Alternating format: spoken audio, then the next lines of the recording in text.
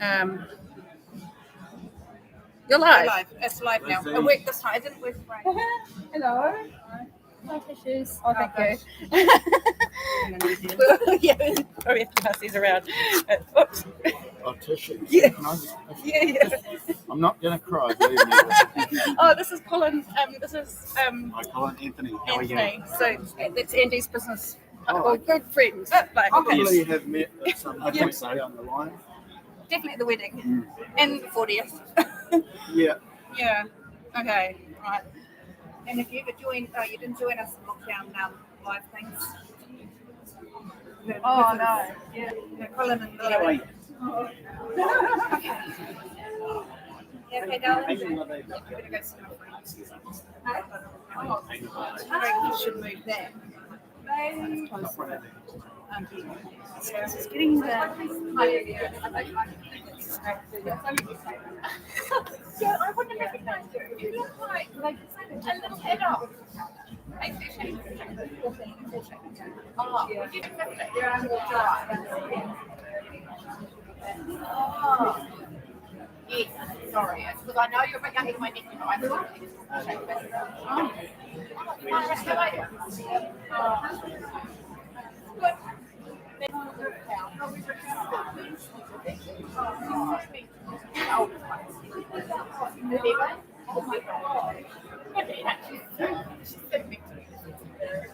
I just thought you would never been to a mother like that. Where are you going today? I might move closer to you guys. Yeah. Okay. Cool.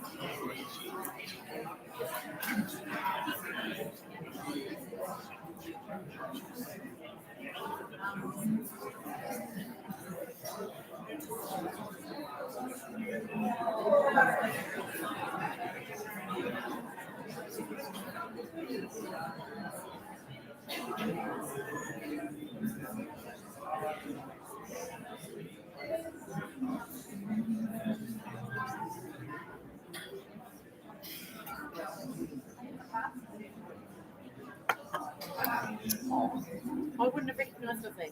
Oh, really? Yeah. She's like a crocodile.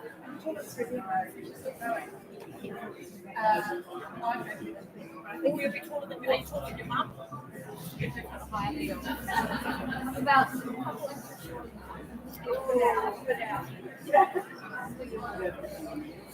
oh, I can turn it up. Yep. I think car parking is a lot worse than we thought. Yeah.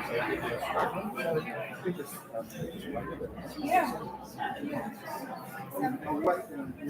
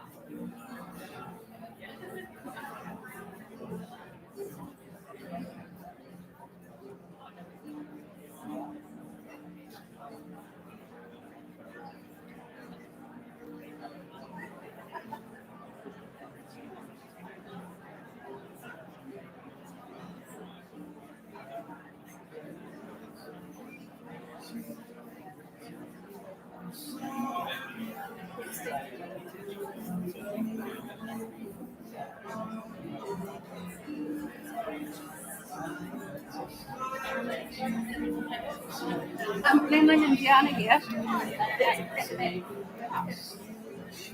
We'll go say hi to them.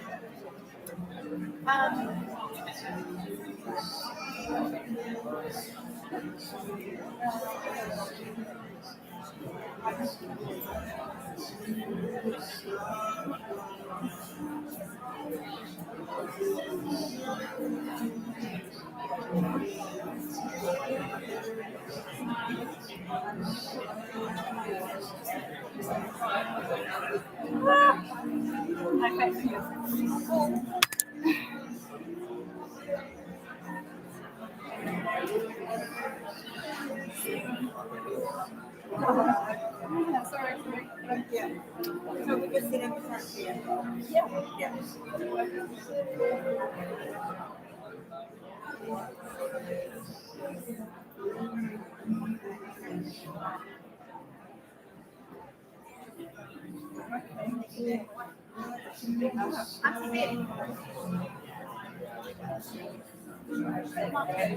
Sorry, I'll just count out.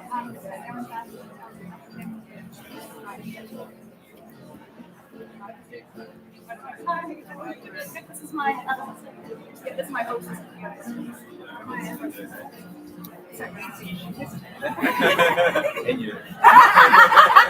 I just look like Melita. Very moving.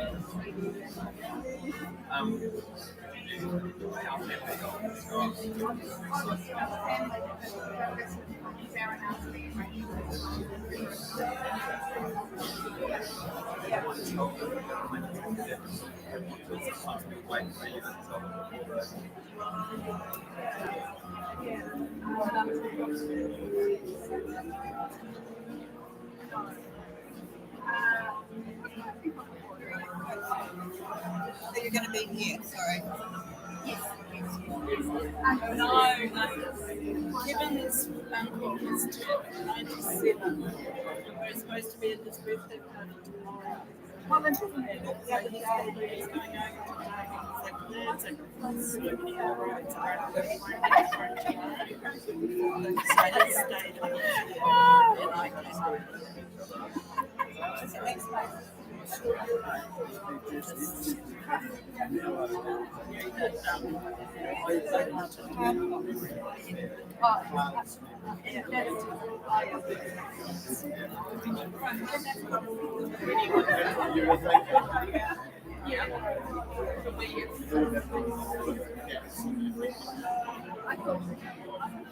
That's like right now.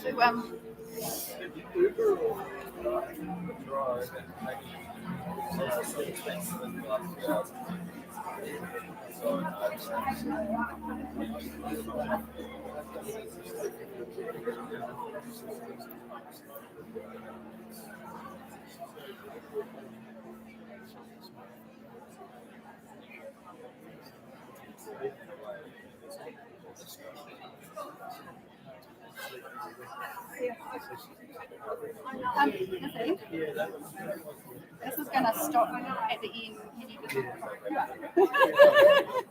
Oh my goodness. You okay, darling? The harder than I thought.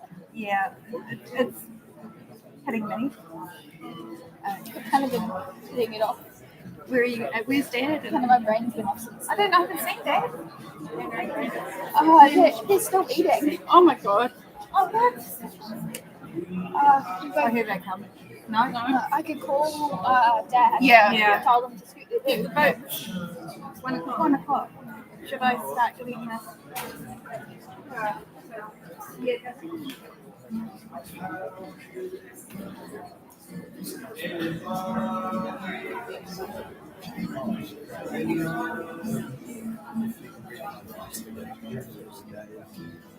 Hi. It's flexible, not a radio.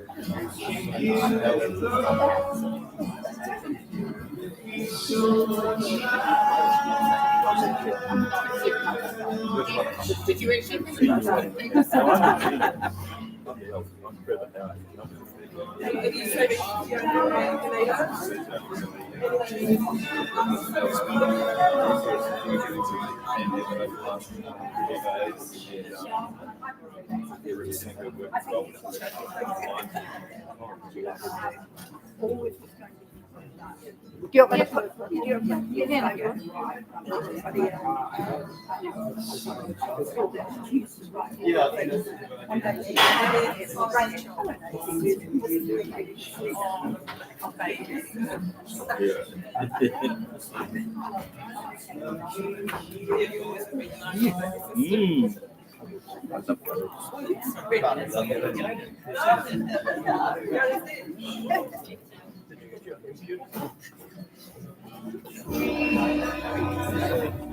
Can you turn down the music? Well, the guys could do it. Oh, okay. Yeah, no, he's going to do it. I'll just tell them what to do.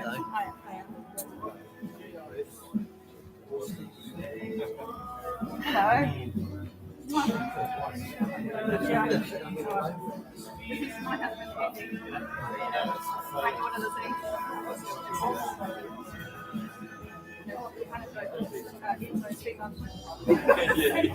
Thank you.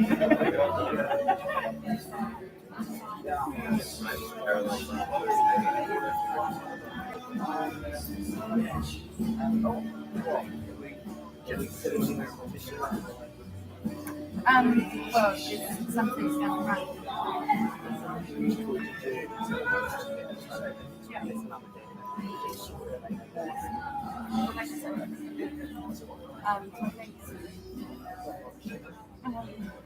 Yeah, well, there's six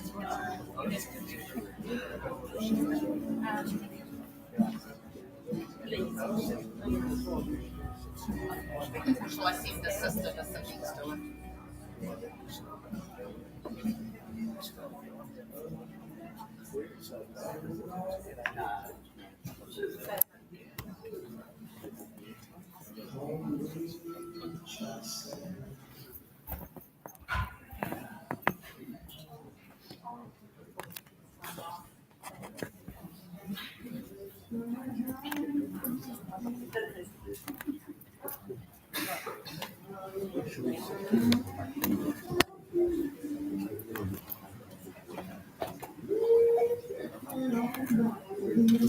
Can I sit in here or should we sit here?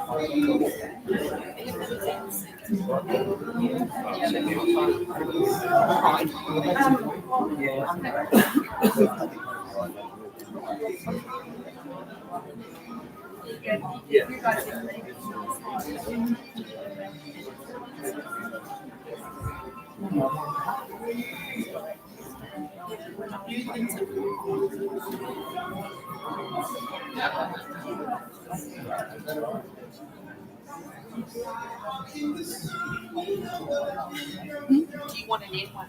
No. We can move on.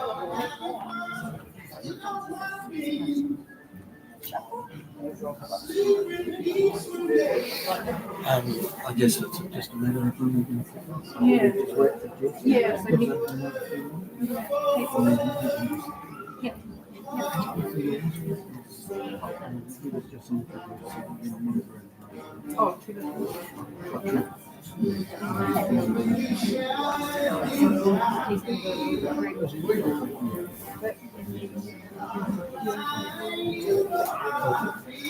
All right, I'm just going to sit in the front and see.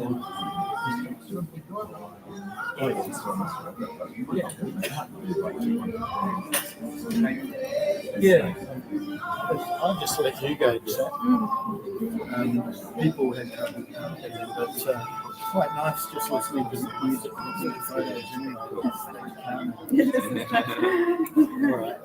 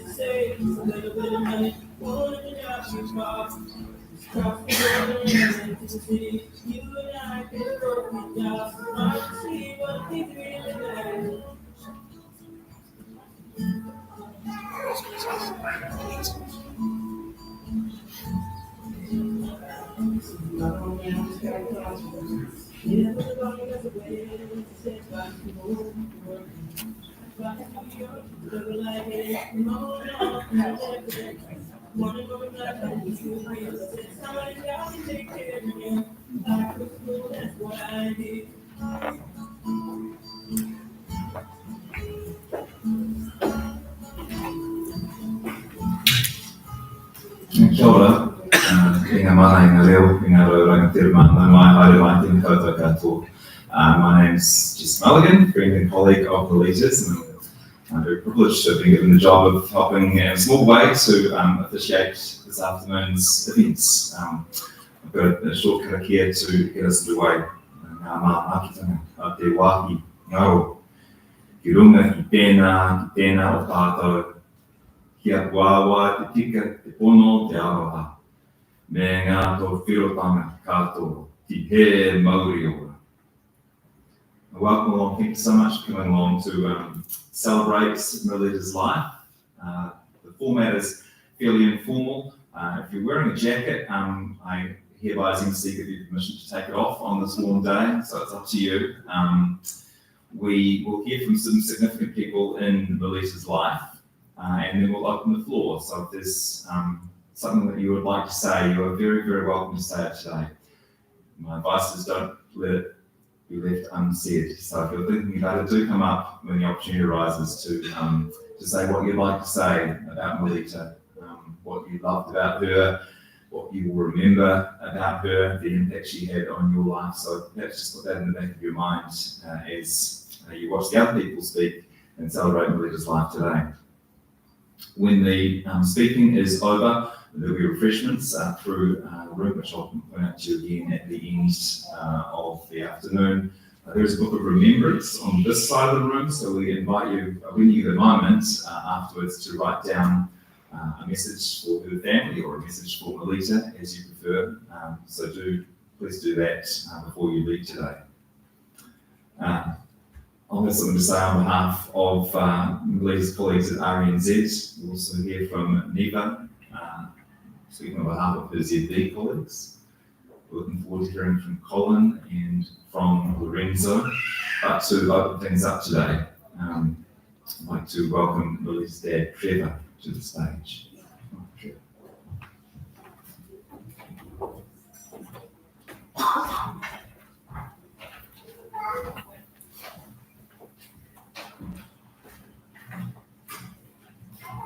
Got to change my glasses and get bloody old.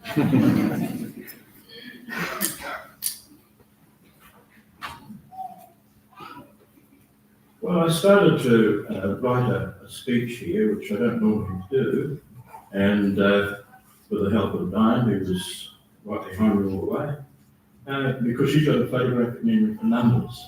I forget things about 2 minutes after it's done. So anyway. Well, let's start off. Melita was born on the 12th of December 1972, and during this she suffered from hypoxia, which is a thing that could cause issues for a child. However, on the 6th of January she was cleared for adoption because they realised that we were a bit strange, so she did it very well. Now, on the 10th of January 1973, we were advised by the social welfare that we had our daughter for us. And that itself was a bit of a treat because I was at work. Diane was out shopping somewhere, and she rang in, and we didn't have a phone at the time within the house. And I spoke to the welfare officer and told her about this little child that might have a little bit of an issue, and I saw that she fits our profile, and I realise now that she probably did very much fit our profile. I said, well, we'll have it, that's fine. So we went to, and eventually we went to National Hospital to collect my daughter. And she arrived in a clear plastic crib, waving her arms and bending neck to see just what was going on. I think she was saying, I'm here, so here's a party. A very good part of Melita's life, I think. Melita was so loved by her big brother, Aaron. He was 19 months old at the time, and he was over the moon that he had a sister of his own. And she was a very easy and happy baby, like all parents who watched him and marveled at the milestones. Walking at 8 months with a vocabulary of 20 words, and that soon changed when she got to school. And as she got older, it got bigger and bigger, and it never stopped. In Christmas 1974, we had a family holiday to Norfolk Island, and during our stay, the Cyclone Tracy attacked Darwin. And it was decided by the locals to have a Dutch auction within the hall of Norfolk Island to raise funds for the people up in Darwin. Now, most of the islanders came to this hall. They were a very laid-back group, and in the audience was my Diane and I, and my father and mother, and Melita and Aaron. And the auction was taking a bit of time to get underway, and so the auctioneer was getting a little bit stressed. And then all of a sudden, a little voice shouted out, $2. And there was Melita waving her hands in the air, making a bid. So she started it off, and that actual auction made quite a bit of money for that one. So it started a life of getting involved really early. Now, Melita started her schooling life and Beaches at kindergarten, and then Woodland Park Primary School. Schooling provided Melita with a great educational foundation and great teachers, lots of friends and sporting activities, which she was very much involved in. She was a good runner, a very good 1,500 metre runner, and her led us once at a race in Berlin. She was running against a team of girls from other schools, and she was in the front with another girl, and Melita was talking to her, asking her how she was today. And you do this very often. And anyway, the headmaster saying out, Melita, run, stop talking. And she waved her hands and said, Mr. Leonard, it's okay, I've got it covered. Well, she actually came second, so there we go. She entered a swimming competition at Woodland Park Primary School, and we'd had training for her, teaching her swimming, and she could do overarm quite well. She was pretty good. And when she came home, she said, well, I'm in the swimming competition. And we said, well, that's lovely. What are you doing? She said, I do backstroke. And we said, backstroke? You don't know how to do backstroke?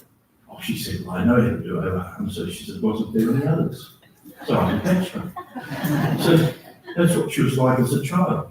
Very strange child. I would have been into one like this. However, and we had many camping holidays. On one occasion at Hihi Motor Camp, Melita fell in love with a fellow's dog. It was a big Samoyed, fluffy white dog. And they spent hours playing together, and Melita decided at that stage that Samoyeds were her favourite dogs, and she would love to have one. She loved her fishing, but hated the taste of fish. I don't know why she went fishing, but that's what she did. Melita next attended Glen Intermediate School, and she discovered another thing that she liked, woodwork, which was Melita doing something different, cooking, and of course lots of sports. Melita learned the piano in 1983. She received for a Christmas present, I think, was a violin, and she took lessons with one of her friends' mothers, who was a violin teacher. And Melita always said that it was terrible. I got an organ that Christmas, a little beach top thing, and I'm busy playing my little organ, and Melita came up with a violin and sat beside me and said, I'll accompany you. There's nothing worse than a learner on a violin when you're trying to get a tune out of an organ. It was terrible. I told her to bugger off. Anyway, she went to her grandfather's, you like it, and Diane said to her, one day you might see her on stage. But sure enough, she did play for the school in an orchestra, played the violin. Unfortunately, there was a lot of other music around, so we didn't really hear how bad it really was at this point. She also took up ballet and got an honours diploma for the ballet. How she managed ballet, I don't know. Melita was always, it happened by accident.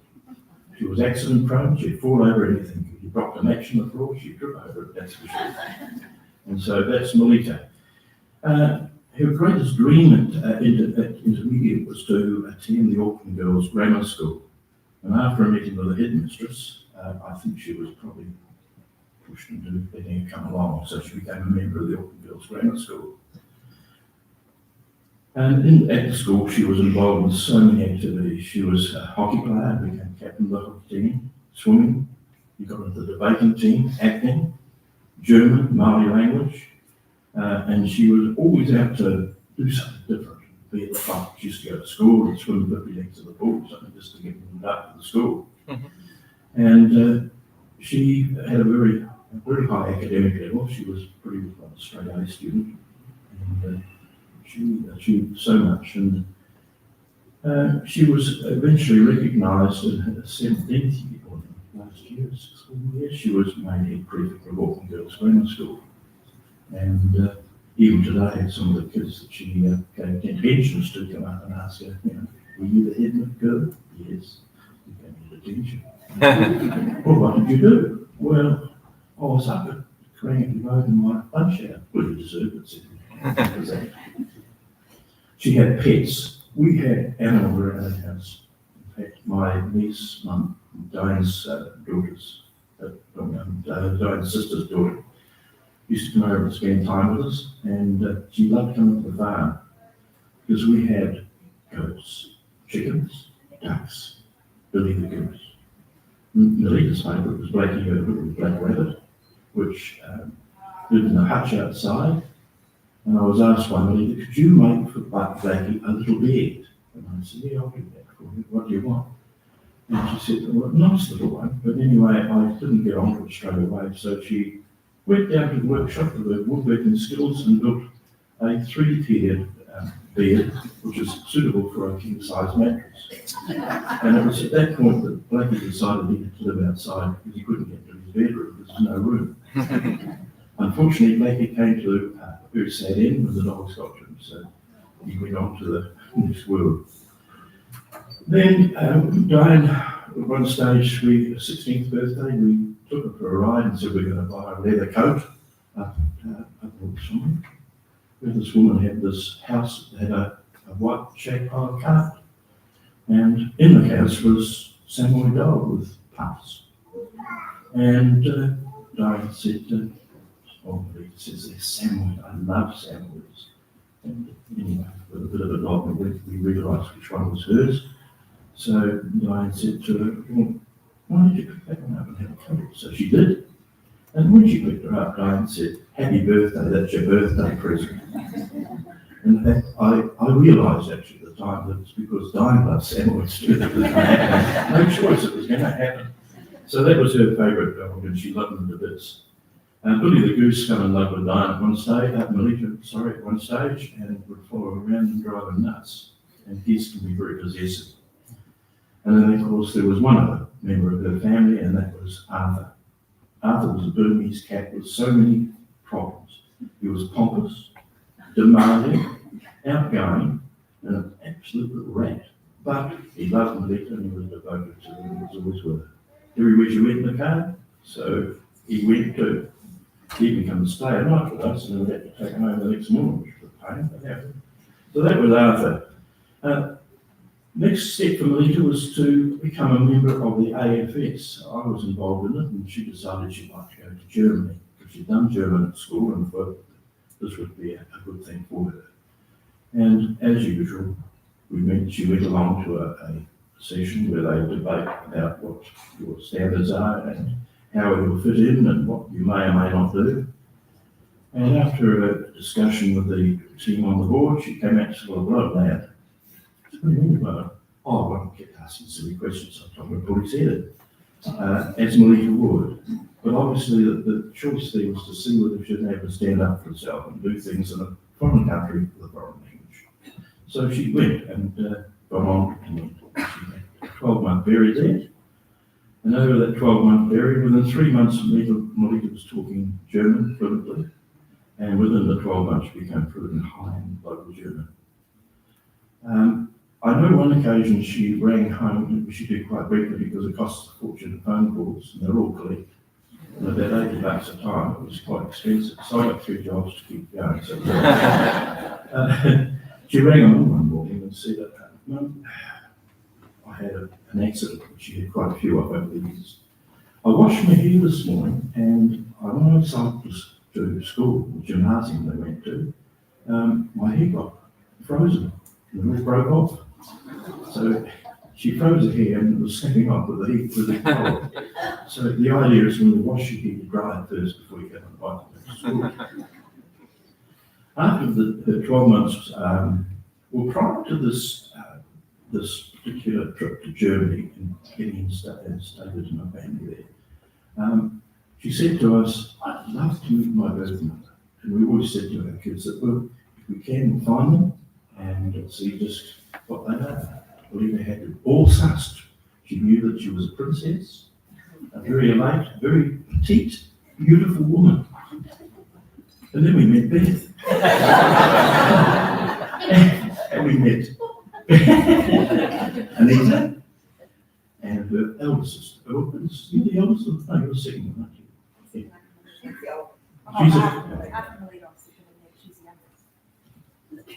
Yes, and that was a great meeting. We had it at our place, and I learned all about beds and moles and pimples and mums and things, and it was elating. And Melita, you didn't look anything like what Melita said you were, but you became part of our family as they all do, and same with Aaron's birth parents, they become part of the family, and we are. It's grown all the time. Our family is so big. So anyway, after the meeting, we had a barbecue for Melita as a farewell thing, and Beth tried to gas me. We had a rotisserie barbecue that we hired, and then a gas bottle on it, and we stuck this pig on, which was provided. We had it on, it was going around nicely, but there wasn't any fire. It was turned on, no fire, so for a match, and it blew up. But we didn't kill the pig, but we scored it in different places. It carried on. It was a great night, and we met a lot of friends and a lot of people from all around the world.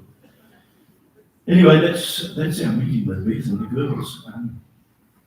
So after that, Melita then went on her trip, and she arrived in Germany and joined a journalism. Well, she went and joined a group there with a man and a wife who had never had children.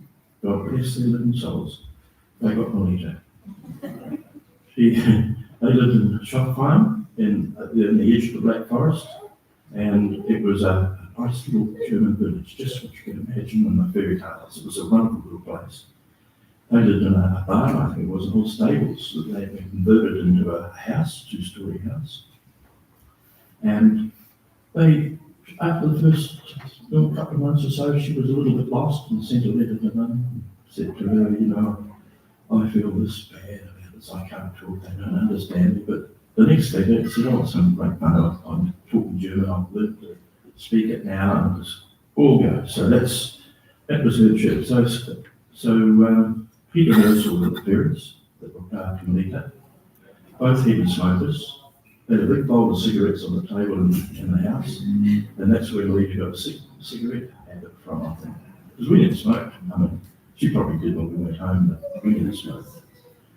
Anyway, that was her. And after 12 months, Melita duly arrived home from Germany, saying that she wanted to go to journalism school.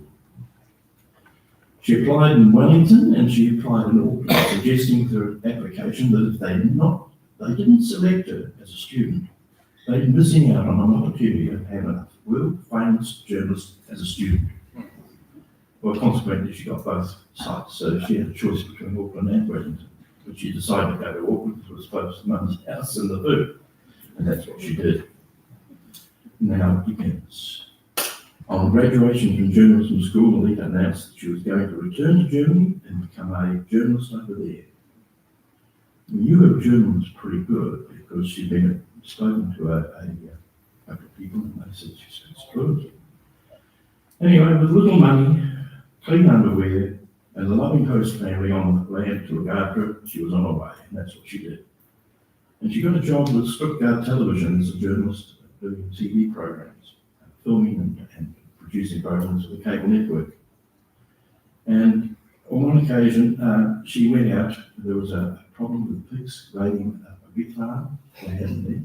And so she went out with her crew and she got them all to get down on their hands and knees, cameramen included, and crawled around behind the pigs that were in the field. And when she got back with this bit of film and was handed over to the editor-in-chief or the boss that she had, he said, "This is bloody magnificent." And he said, "I love it." So it got leading spot on the cable network for that night. So she can even do it with TV if she puts her mind to it.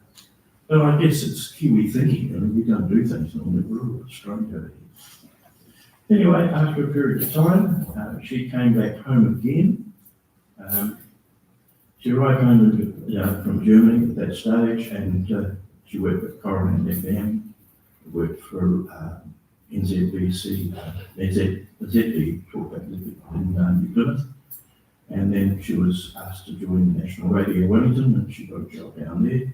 Now, she was driving from Palmerston North to Wellington every day and back, and at some stage she almost ran into a herd of cattle. So she felt that this is probably not going to be working too well for me. So she came back to Auckland and got involved with the ZB in Auckland on a sort of a part-time basis. And at this point, her career went in overdrive. You'll be hearing about what she got up to. They are a very mischievous lockdown. We just took ZB. I did say national radio is what she's saying. However, that was the start of her next venture, and we went in overdrive from then on. And to finalise, I'll just say a couple of words here.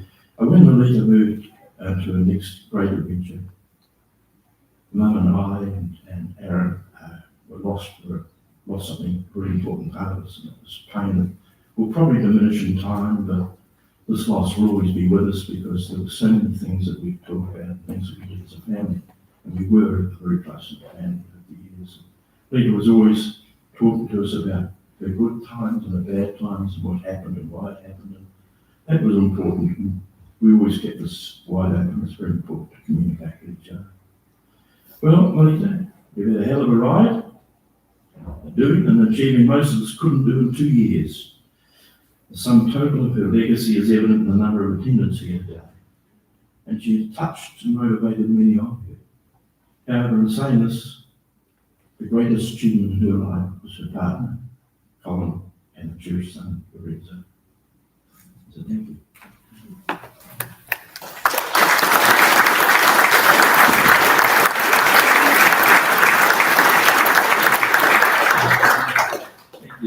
Beautifully written and presented.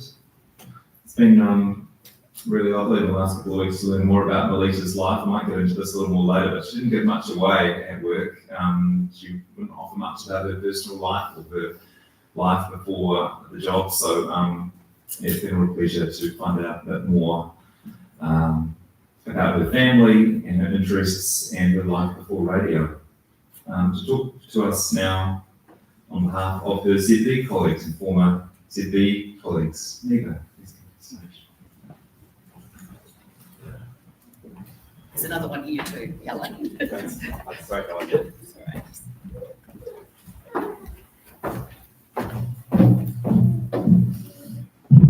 Kia ora, talofa lava, ma loere le, good afternoon. I'm Neva Reti-Manu. I'm a news reader at News Talk ZB, and I met Melita over 25 years ago. Obviously, we worked together.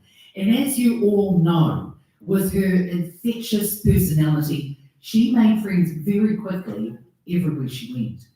Mel was never late for anything. Meetings, appointments, parties. She was always on time, sometimes early, but never late. And after the arrangements were made for today's celebration for Mel's life, an email was sent out at ZB with all the correct details, I have to add. They were correct about when and where this event would happen. But some ZB people got the dates mixed up. And they turned up here last Saturday. That's right. They turned up, this is breaking news, they turned up a week early. Now these people, I shall name names because we're in the media and that's what we do. Larry Williams, who's over here, he drove in from Mangawhai. Greg Billings, who was Murray Decker's old producer, jumped on the ferry from Waiheke. He's come back second time around. Barry Soper, welcome back. Barry Soper and his 3-year-old son, Vicky. Apparently they were here last Saturday as well. So what was interesting was that, Barry and Larry, they tuned up within 5 minutes of each other, and then they thought, oh my gosh, we've got the wrong day. So they ended up going to the pub. They took Eddie there. I'm not too sure whether Heather knows that, but Baz and Les, they had a great catch up regardless. I said to one of my colleagues, I said, what does that tell, what does that say about these guys? And she said, well, it just says the men from News Talk ZB, they can't read their emails properly because all the women got the right day, so it's the guys. I said, yeah, that's true, but I have to say, no one from RNZ turned up last Saturday. They got the right day. And I thought Mel would laugh about that. Mel would be saying, that's right, ZB peeps, turn up on the wrong day. But she would be so pleased because these guys are very special to her, that they tuned up 1 week early and not 1 week later from this event. Melita was destined to work in radio. And, as Trevor mentioned, 17 years old, she attended Auckland Girls Grammar. She went to Germany. She was an exchange student. But I don't know whether many of you know this, but Mel did a live cross with ZB's Paul Holmes. And this was on the fall of the Berlin Wall. She was a teenager. Oh, my goodness. She had the broadcasting skills even back then as a teenager. She spoke with confidence, no ums and ahs. And more importantly, she was not intimidated being interviewed by Paul Holmes. So it came as no surprise, that her first job in radio was at Coromandel FM. And then obviously it didn't take long for her to be snapped up and work for the radio network in New Plymouth.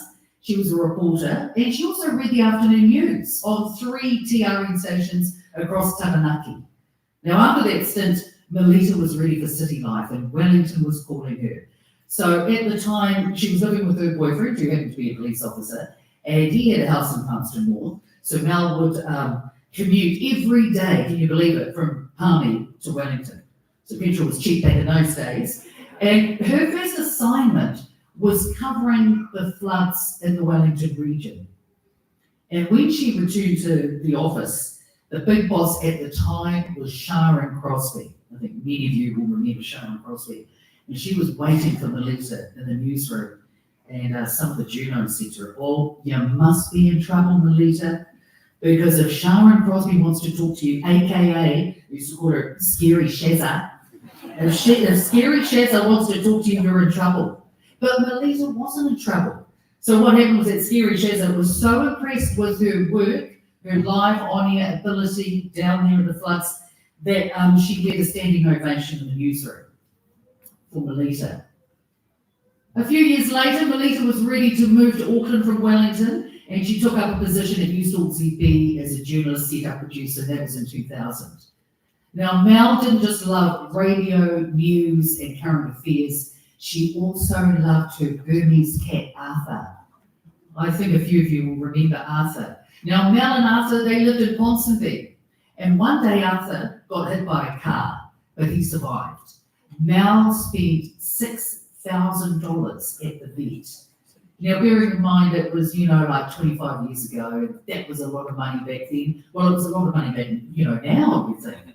And back then I said to a girl, $6,000, you could buy a flash car for that. But it was never going to happen, because she would do anything for Arthur. And the pair featured in an article in Metro about pet owners' spending habits. So, of course, Mel and Arthur, they made the cut on that.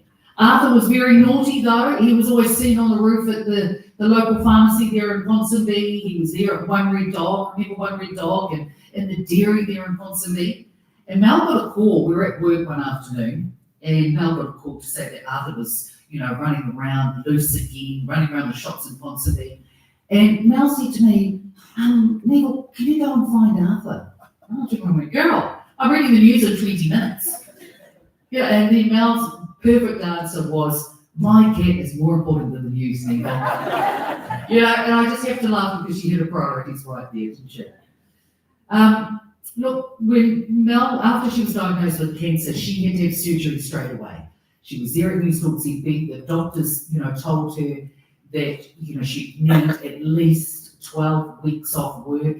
But Melita came back early. She came back to ZB, I think it was after 10 weeks.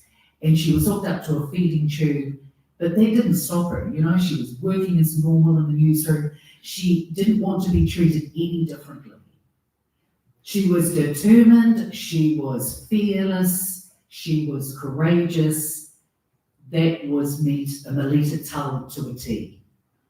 I'd just like to say, whakawhete lava I lea lofa. Thank you for your love, Melita. Maruia launalanga. And on that, our other colleague, Helen McCarthy, is going to speak on her producing life with Larry.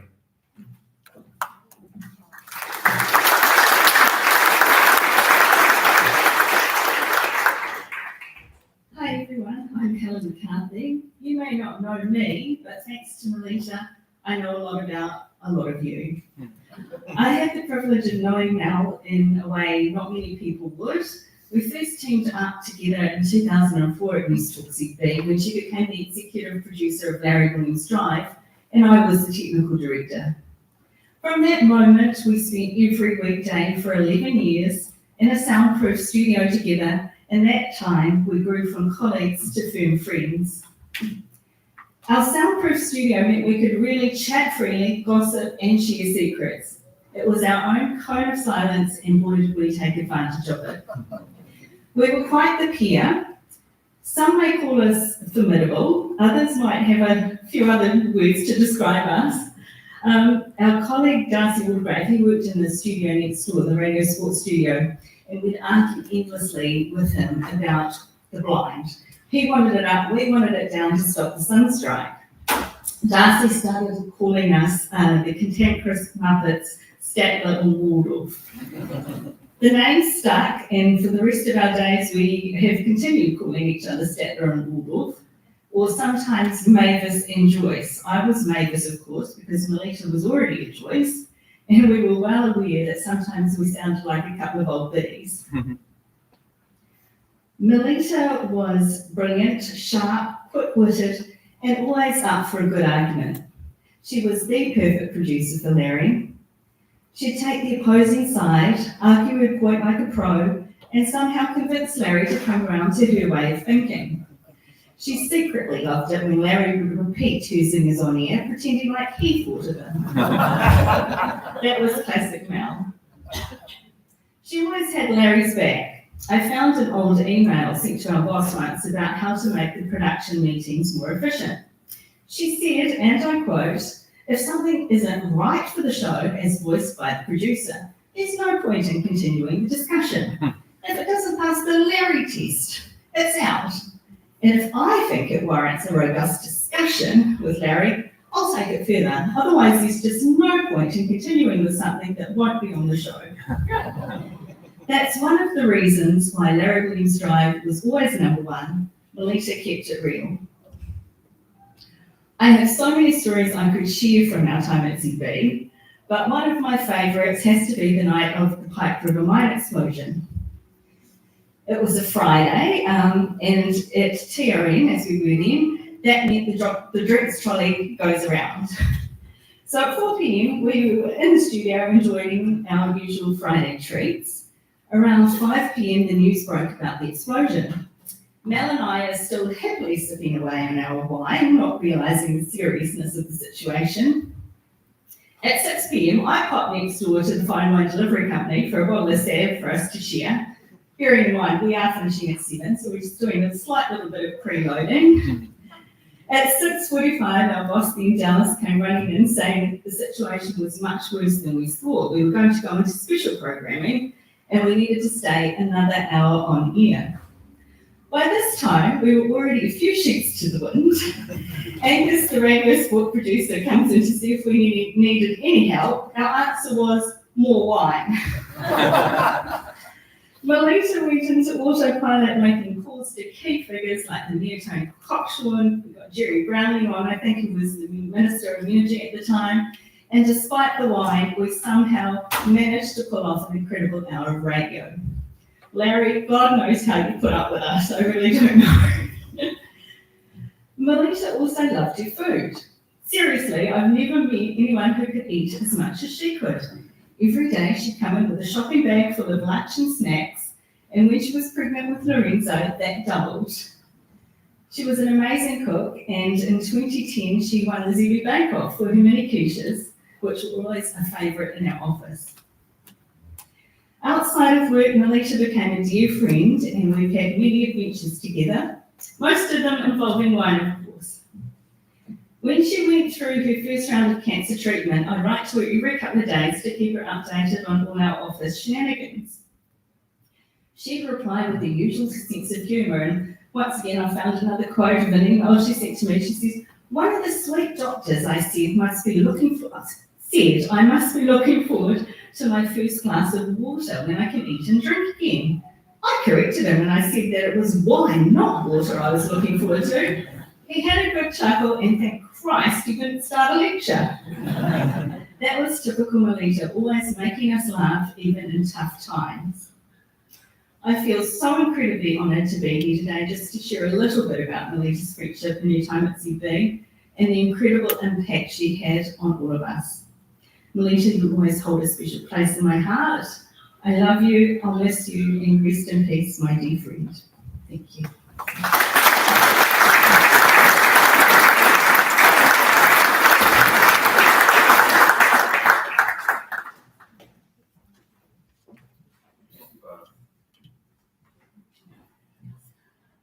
As I said, one of the few bright moments in the past few weeks has been talking to people about Melita and hearing them talk about her qualities. And I wanted to take a couple of moments to mention some of those qualities now. It's hard to get these words right. Eventually I just had to hit print and come to the memorial, so wish me luck. I've already done this once on air, but it's very difficult. Anyway, Melita was the executive producer of our afternoon show, which meant she was in charge of everything that happened up until the moment a guest said hello to me on air and everything that happened after they said goodbye. And I've learned in the past week just how many of our regular contributors kept coming back, not because of the sparkling conversation they'd had with me on the radio, but because they always get a nice message from Melita afterwards telling them how well they did. Several of them have told me how much that simple kindness meant to them, and how often it would be the only feedback they'd get for an interview they'd put sometimes hours of preparation and energy into. You don't win radio awards for sending nice emails, but perhaps you should. Some of the staff at RNZ have taken the time to write their memories of Mel in this book,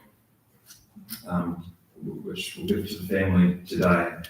A lot of them mentioned that she was always a friendly face, always keen to stop and chat, always interested in what you had to say no matter who you were. And that stuff might sound quite basic, but it's the sort of stuff that makes a workplace more than a workplace. Everyone mentions the birthday morning teas that she'd organise, bake and buy for, and you don't get radio awards for morning teas either, but it makes people feel like they belong and that they matter and that they're noticed.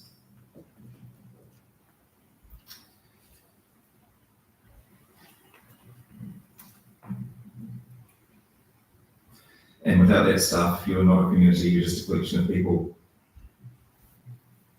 I used to have to walk on Takapuna Beach, Melita's beach, with her sister Anita and her partner Colin and her beloved dog Sparky. I felt privileged that they told me a bit more about Mel's final few weeks surrounded by family, and I learned for the first time some things that I didn't know about her life, despite us working together for almost 10 years. Some of the stuff I've heard today, that she'd been head girl at Auckland Grammar, for example, that she spoke fluent German. Either of those things could have come up in conversation 100 times over the period we worked together, but she never mentioned either. It was never, ever about her. So what all these memories and anecdotes add up to?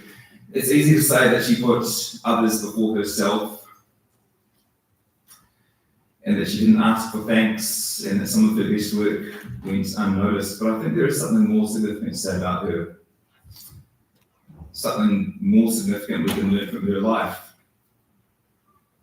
This is a bit of a tangent, but hopefully I can land it. A couple of years ago, I did a really memorable interview about leadership.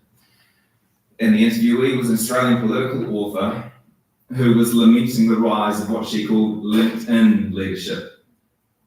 She looked at the qualities that were admired and venerated on LinkedIn, personal accomplishments and self-actualization and self-reliance, and she noticed that they all had one thing in common, that they were all about you as an individual, what makes you stand out, what have you achieved that is significant. But the world wasn't always like that. In the course of writing her book, this author found an 80-year-old snakes and ladders board, where the ladders were all labelled with virtues and the snakes were labelled with sins. So the snakes were labelled things like greed and selfishness and dishonesty and vanity, and they would send you backwards back down the board. Just imagining watching the world news with your child today and afterwards trying to convince them that greed, dishonesty and vanity will get you nowhere. And the ladders were labelled in quite an old-fashioned way: self-denial, faith, pity, kindness, truthfulness, forgiveness, obedience and punctuality. And what this author noticed about these virtuous concepts is that they were all about your treatment of and attitude towards others. 80 years ago, and for most of human history until that point, being a good person was about devoting your life and service to those around you. The heroes were the ones who worked for the good of everyone. Imagine showing your child Instagram today and trying to convince them that a successful life was one spent devoted to the people in your community.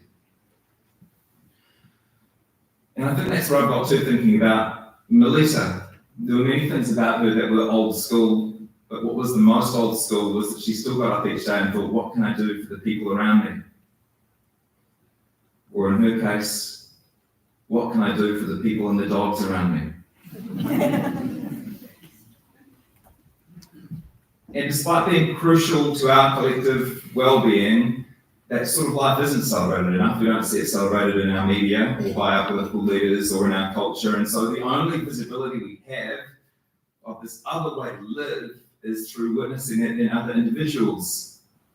So when Melita died, we lost so much, and among those things we lost was a certain sort of leader, the sort of leader who is already in too short supply.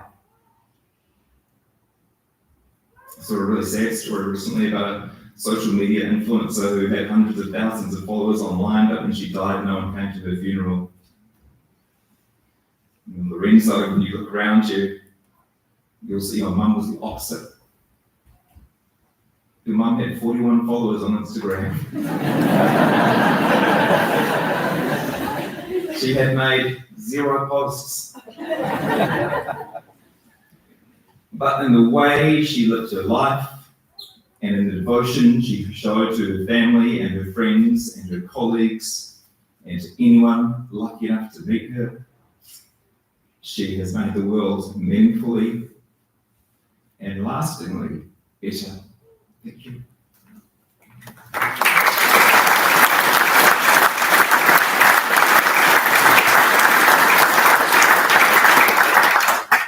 Oh, you can save me.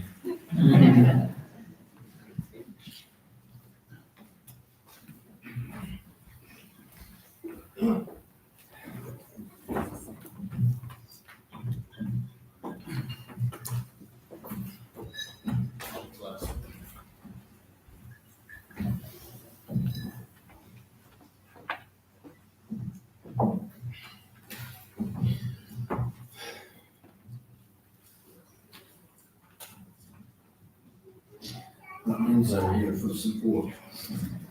I need it. Thanks everyone for coming. And it's great to see how many people Melita's touched. I'm going to need my glasses. It's taken me about a week to write this, and I don't have a producer to proof it.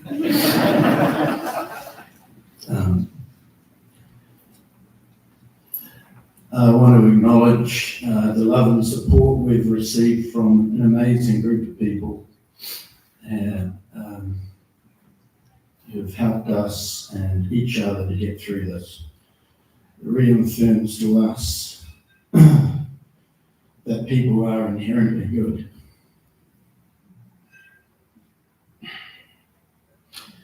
One of the hardest things is to lose someone you love. Another is to try to put it into words. So these are just some jumbled thoughts. And excuse me if I talk in past tense.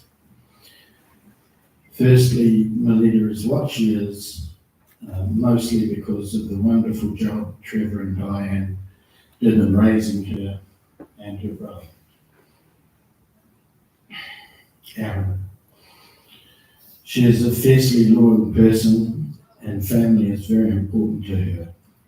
She does have multiple families and that's a bit complicated, so I'll let you work that one out. On that, I want to say a special mention to her sister Anita. And without you, I'm not sure how we would have organised this today.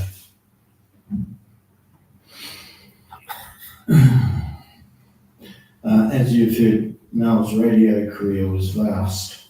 Friendships with people like Helen, Eva, Phil, Dave from New Plymouth, whose second wedding we went to in England in 23 have endured. Most recently, she worked for RNZ. And I have to say the culture they've created there is something that Mel loved being a part of. I want to thank the whole RNZ family for the love and support you've given Melita and the compassion you've shown during this time. And Jesse's tribute to Melita on the radio was the most heartfelt and sincere broadcast I've ever heard and meant the world to us.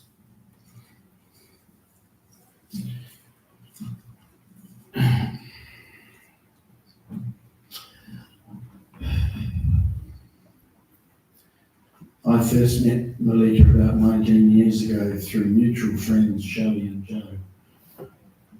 The attraction was instant and strong, also helped by the fact that she was gorgeous. And despite some resistance on both sides due to excess baggage, the gravitational pull was far too strong.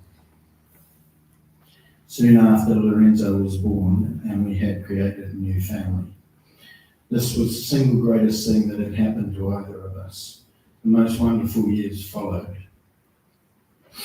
Life became much busier with motherhood and work, but she embraced it with her usual passion. Birthday parties, catering for neighbours' kids, baking, gift buying, school events and trips away. When Enzo joined Westlake High School and the distance running team, Melita jumped in to help with other parents, getting up early on Sunday mornings to marshal at running events and help fundraise for trips around the country and one to Kenya. Watching her boy compete was one of the joys of her life. Another joy was Sparky, a little schnauzer poodle, and also although he was meant to be a birthday present for Enzo, he only had eyes for Mel, and soon became son number 2. His favourite place was sitting on Mum's lap, listening to the stories and laughter with her special girls. If only he could talk.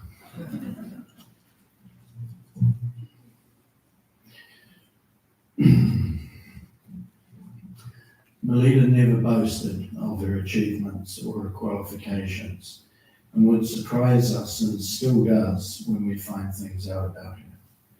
One time in the supermarket, a travelling German couple were having a domestic and it looked like the girl was on the back foot. Melita broke into full German and took a strip off the guy. I'd never heard her speak German before.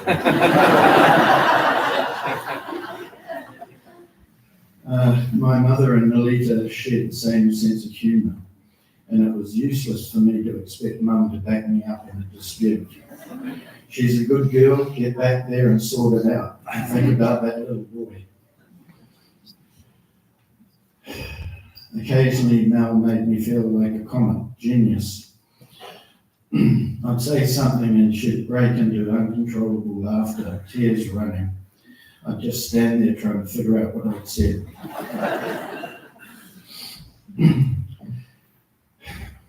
People would say to me, Melita was the most interesting person I'd ever talked to. She was incapable of having a boring conversation. I believe she had a unique spark coupled with an optimistic attitude, colourful life, based on her career in journalism.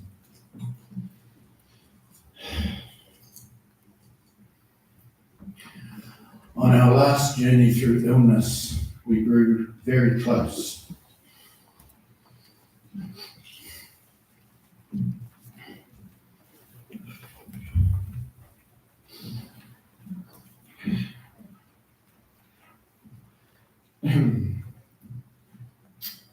And we all witnessed her remarkable qualities. Melita was beautiful, intelligent, loyal, passionate, determined,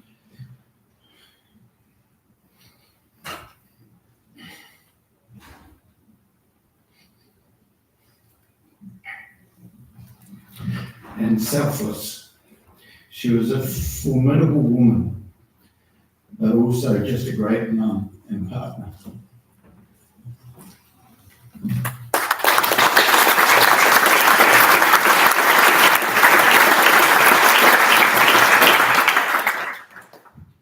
Hi everyone, thank you for coming today.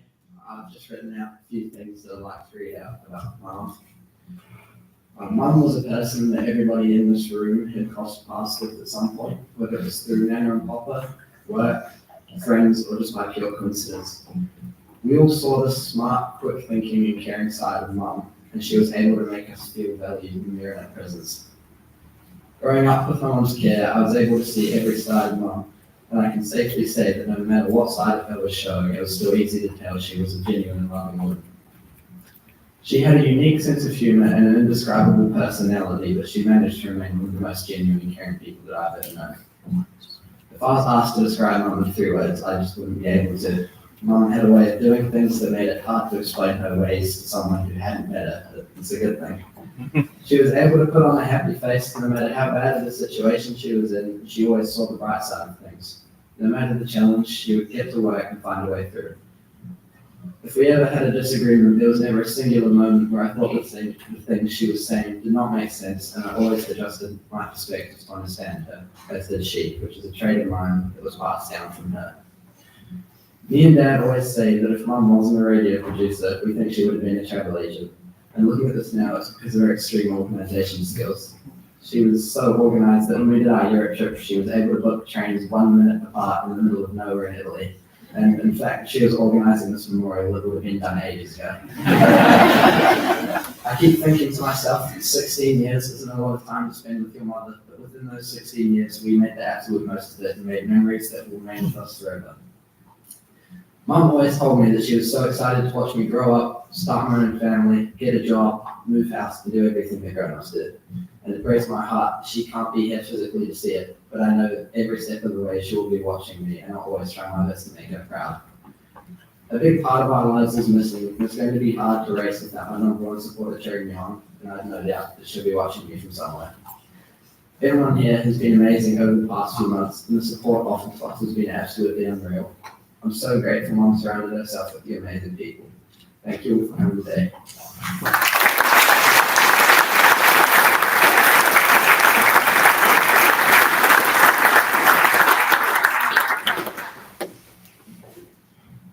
Thank you both, that's beautiful.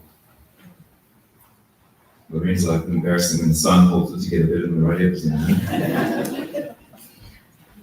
But now I invite anyone who'd like to say something about Melita or to Melita to the stage.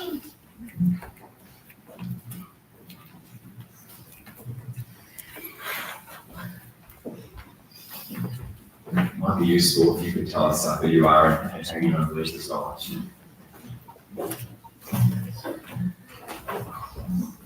I'm Melita's best friend of 40 years. I've written her a poem. It's called We Laughed Till We Cried.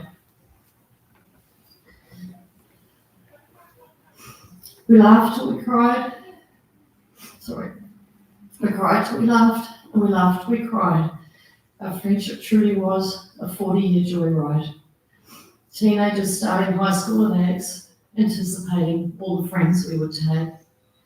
We met on day one, and history was set. A friendship that spanned 40 years of no regret. It didn't take long to work out where this friendship was heading. Our first sleepover was the excitement of the 86 Royal Andy and Fergie's wedding. So many memories, adventures and fun. Melita was a best friend, second to none.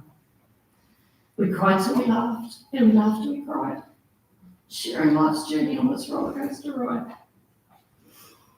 At 14, we had the opportunity to adore. A friend's father in the army brought us tickets to Singapore, a 3-week adventure that opened our eyes to the experience of world wonder, food and surprise. The first place we saw geckos running the walls and froze on the toilet while they were worried about the fall. Unfortunately, our time at AGS was cut short when my family moved away and a new school for me was sought. That could never break the bond that we'd established. Our friendship was strong, full of love and quite lavish. We cried till we laughed, and we laughed till we cried. I couldn't have asked for a better best friend by my side.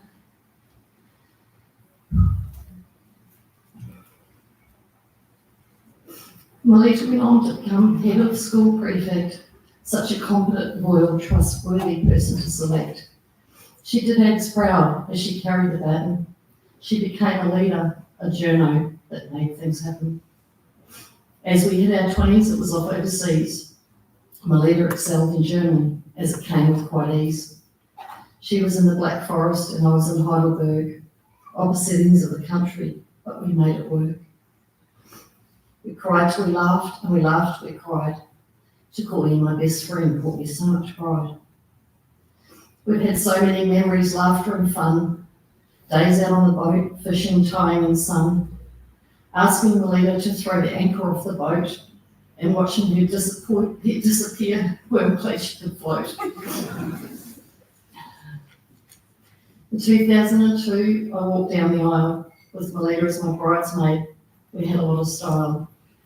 Our families came next, and I was so excited to hear baby boy Lorenzo arrival, that made her Mother of the Year. We cried till we laughed, and we laughed till we cried. You are a champion, and that cannot be denied. Thank you for being my precious girlfriend. You were taken too soon, but I'll see you again. Rest easy, my angel. You ran a good race, and know that your son will chart your legacy with his amazing pace. You leave a hole in our hearts that cannot be replaced. I love you, I miss you, and may you be captured by grace. So sadly we're here celebrating Melita's life, but we always spoke of rocking chairs and reminiscing over our childhood strife. I can't thank you enough for being my bestie, for the memories we share. You were an angel, my rock, and this brings so much despair. I can't say goodbye, you'll never be gone. Our love, joy and friendship can only live on. We cried till we laughed, and we laughed till we cried. Farewell, my sweetheart, for now you have died.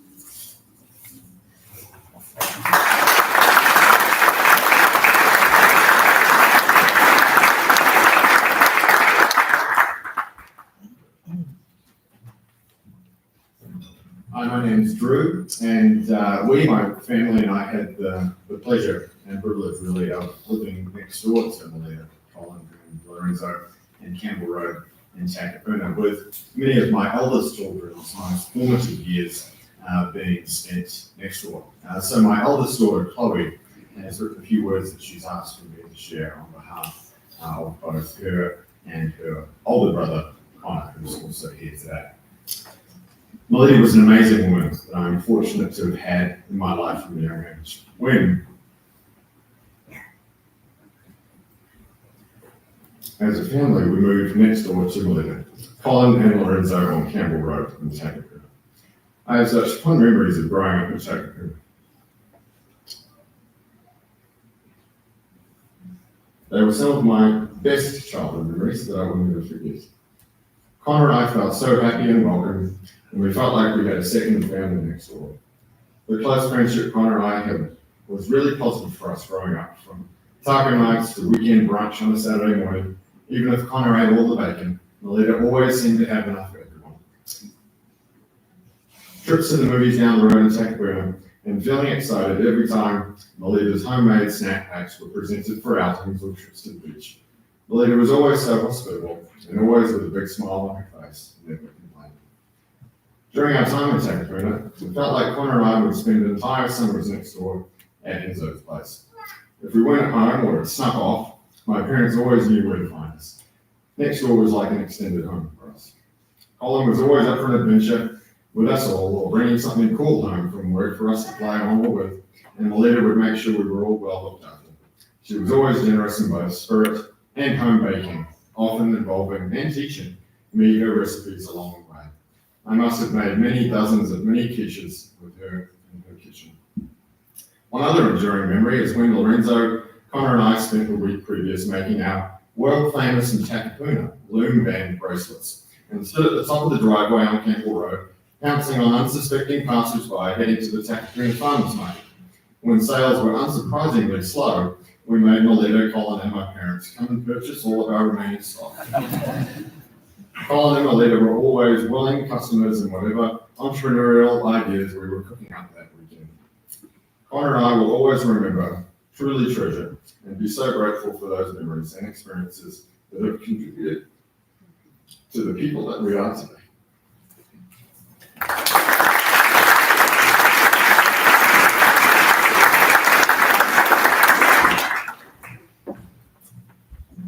Good day, everyone. I'm Jimmy. I'm a Westlake Boys High School running dad. Before I read something that my wife has written, she's unfortunately couldn't be here today. I just want to, listening to the tributes before, I can honestly vouch for Melita's passion for food, for good food.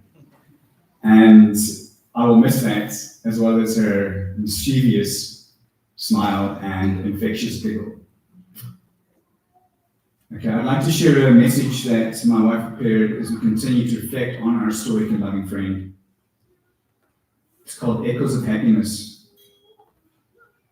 3 short years of being running mums together, this Westlake running group has been a wonderful connected community since early 2022. Memories of running nights, volunteering, school vans, marshalling, fundraising activities, and traveling around the country together. Running photographs remind us of the places we've been and the adventures we've shared while supporting our cause. Melita and Colin were always an amazing unit, looking after me when Jimmy was not there. I cherished the precious memories shared around the table on your patio. My life, our family lives, and the lives of the Westlake Boys High School running team's families have been richer with Melita and Colin and Enzo. I've been in awe of Melita's strength and incredible determination, with her family at the center of her purpose. Always with a kind word, looking out for others. These are some messages she shared just this year with me. I am very grateful for 2024 in many ways, but mostly for the incredibly beautiful people who helped us get through. And another one was, while she was in hospital the last couple of weeks, she sent a message: when I am out and well, I will be making sure we are looked after the same way we look after everyone else. That was Melita. Always trying to look after everyone else. Just a short poem called Afterglow by Helen Lowry Marshall. I'd like the memory of me to be a happy one. I'd like to leave an afterglow of smiles when life is done. I'd like to leave an echo whispering softly down the ways of happy times and laughing times and bright and sunny days. I'd like the tears of those who grieve to dry before the sun, of happy memories that I leave when life is done. Melita, we are here with Colin and Enzo, and we will continue to celebrate you. You are so missed, our beautiful friend.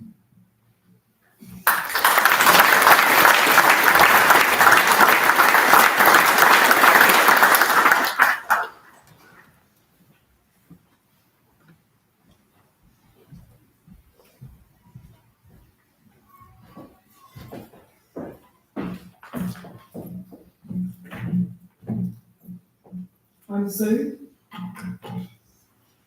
I had the privilege of knowing Melita for the last 12 years. We met each other at Norfolk Primary, where our boys became firm friends from day one. She was the best mum to Enzo. We were in and out of each other's lives over the years. Melita was a truly wonderful friend to me. Loyal, kind-hearted, and with a wicked sense of humour.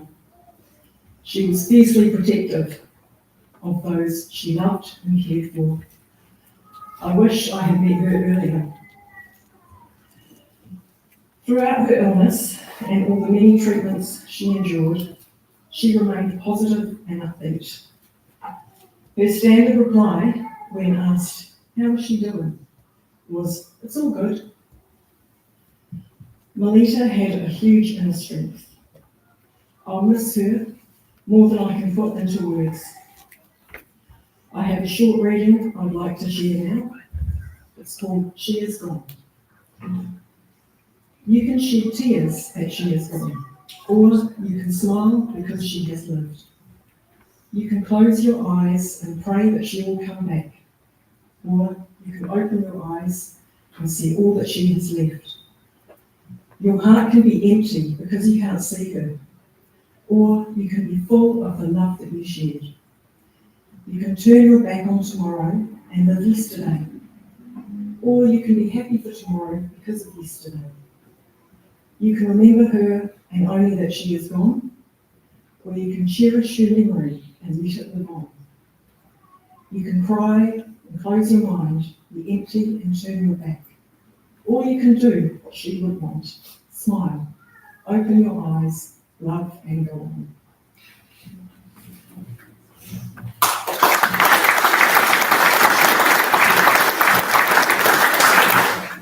Hi everyone, my name is Johnny and I'm from Enzo's. I knew Melita since I was 5. She was one of the most caring, kind, and amazing people I knew. She was my second mum to me. Whenever I would walk in that house, she welcomed me as if it was my mum. And the countless times I'd go around just for the sake of stealing an ice mocha out of the fridge, or to spend the night for the 6th week in a row, I was always welcome. Even if that meant causing the food bill to be an all-time high. Melita treated me and my family as if we were her own, and she would always be there for us, no matter what. I promised the same to her. I promised to be there for Colin, Sparky, and for my best friend Enzo, who I'm so proud of and lucky to call my best friend, who I know will make Melita proud. Some of my best memories that I always look back on involve Melita, whether it was from Enzo's first driving lesson, where I sat in the back, my eyes shut tightly, hoping we were on the left side of the road. or whether that was me and Enzo being taught how to cut an onion properly, or we made a mess in the kitchen. Melita was one of the strongest people I had known, and she gave despite everything she had. When life tried to push Melita down, she pushed it back even harder. Although Melita is no longer here with us, she will always be with us in spirit. She wants everyone here today to live every day to our fullest and to always stay strong. Thank you, Melita, for everything you've done for me. I will never forget you and will always remember you as my second mum.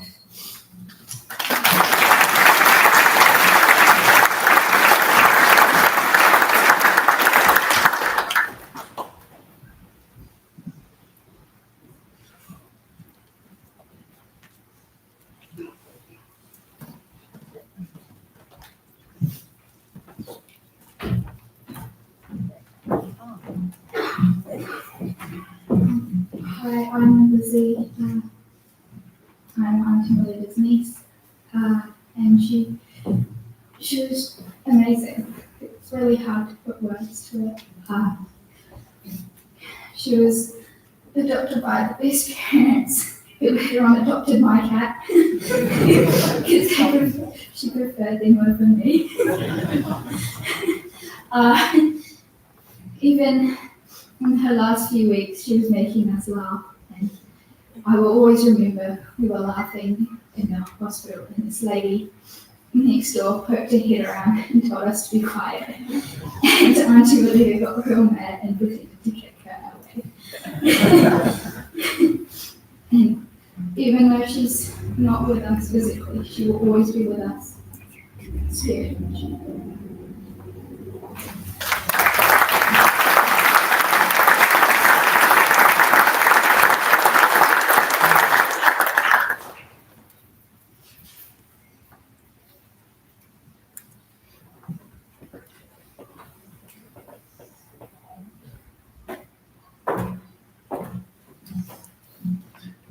Thank you for those beautiful tributes. Another short kind of here to close this part of the afternoon down, and then we'll get through for some refreshments and we can remember Melita together. Ka whakairea te tapu, kia wātea ai te ara, kia tūruki whakatahai, kia tūruki whakatahai, haumi e, hui e, tāriki e. Thanks so much again to everyone who's spoken up here and for Anita and others who have contributed to the day with the beautiful music and the photos that we've been enjoying this afternoon. Please do stay on. I'd invite you again to sign the Book of Remembrance before you leave today. I know that would mean a lot to the family. I also have this book for you, Colin, which is from the team at RNZ. So refreshments through the door over there. There's a cash bar. And if you find yourself in a couple of hours still here and not wanting to stop the conversation, I'm told that they also do dinner here as well. So enjoy the next couple of hours remembering Melita, and thank you.